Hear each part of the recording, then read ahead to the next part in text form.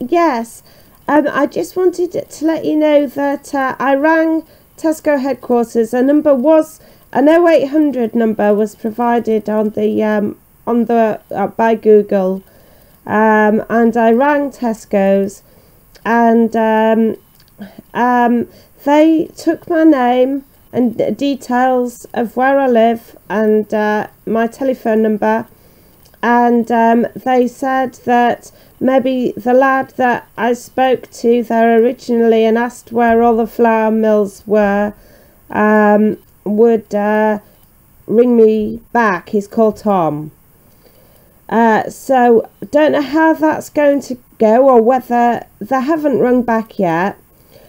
So my plan now is to switch to the co-op, because the co-op is like just a walk away from me anyway, which is pleasant. So my plan is to switch to the co-op and see how I go on there, because actually a next door but one neighbour has been seen delivering things at least to that co-op. Well, an old next door one neighbour. So I that is my plan for now. And maybe, like, if I have to walk into Acomb and maybe get involved with farm foods, don't know about that yet. So that is my personal plan for now. Yes, right, but I'm not going to get involved with any of the big supermarkets now, if possible. Just stick to the co-op and as I say, maybe farm foods that's in the middle of Acomb, not the other one. Right, okay. Yes, now I'm looking forward to, I may attend a debate at Leeds Town Hall on the future of the book. It has been advertised by like they're talking about a White Rose consortium of universities now. I don't know why Bradford's been left out of it. It's Sheffield, Leeds and York, and I don't know why Bradford isn't part of that. But anyway, yes, there is apparently a talk in Leeds Town Hall on the future of the book. Yeah, I mean, part of my thoughts about the future of the book is one book that I did want to read on here that I was halfway through reading. This is my third Kindle. My second Kindle was stolen or went missing on the in France at the battlefields. Don't know about that, but anyway, it was. So it was partly my fault. I left it on a bench and then I went back for it and it wasn't there. So, right. Yes, we have. Right,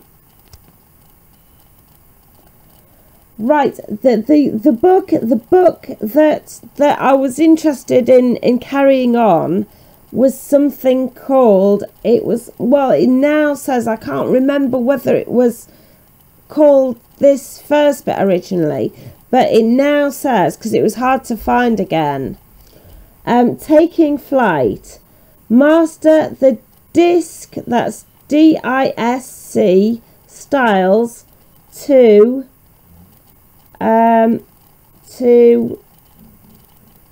transform your career, your relationships, your life. Now, I know it says that, and like I was first told about this disc by a life coaching thing near Leeds, but the thing is, like, I was reading it, and it's about these birds, and like they're in a wood.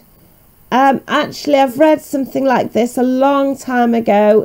It was about a wood disappearing when I was a kid. And like there were all loads of animals in the wood talking about what they were going to do because the wood was disappearing. But anyway, this is very similar to that.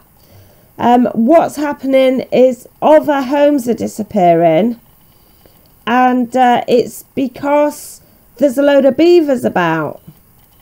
There's a load of beavers about gnawing at all the wood of all their homes in the trees. So anyway, and then they have to sort of assign roles and decide what to do about this problem.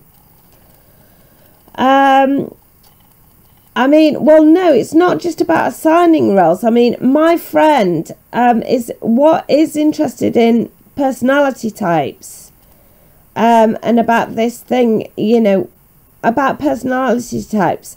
But what? Oh, I was going to. There's a word beginning with A. Not application, aptitude. Right, this disc thing seemed to also cover aptitude. So I was interested in it. But like, I'm interested in it as well, again. By the way, it's by Merrick Rosenberg and Daniel Silvert. And like, they all do work out roles and how to get along as a team. That's what I was thinking was happening anyway. And like, it's interesting, this book does kind of mention, it goes into all sorts of things about acknowledgements of who's been involved in the production and writing of this book, including an acknowledgement of the proofreader, which is interesting as well. It says proofreader Sherry Kane. Okay, but I mean, so I was interested in continuing this book and finding out how they managed to solve this problem. But now it on the chapters bit. Well, yeah, it's got the chapters listed, and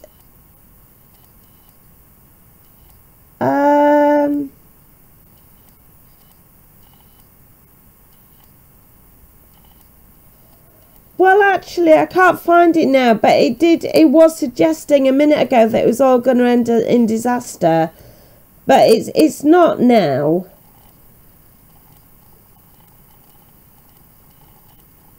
I don't think. So, yeah, maybe I'll continue with this one then.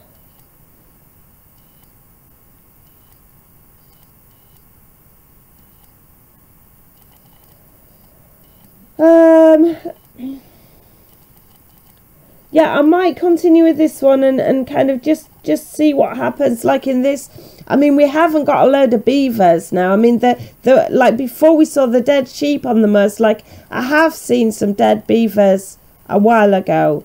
You know, so and like, you know, I don't know about the dries and all this lot. And they used to actually have a hobby of kind of staking beavers out and kind of getting rid of them for no reason. I don't think it was to do with TB, because the TB thing had been solved at the point they were still doing this thing about, you know, beaver hunting or whatever. So I don't know what all of it's about.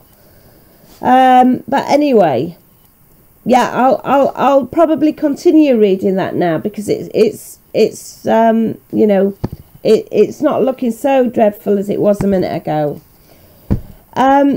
Simple Pleasures by the National Trust. Now, this was the only book on my bookcase now that I really quite fancy reading, and I still fancy reading that a bit. But I have come across a chapter that mentions someone who worked alongside Thomas Browne, Sir Thomas Browne. Like, I have read some of Sir Thomas Browne's stuff before, and apparently there was someone working alongside him who wrote a book called Rings of Saturn. Now, it says this essay that's written in here is written by John Sutherland, which is interesting to me as well, because I've got a friend called Giles Sutherland, whose dad is, I think, an English professor, but I thought that he was a professor at Stirling University, and it says here that it's UCL or something.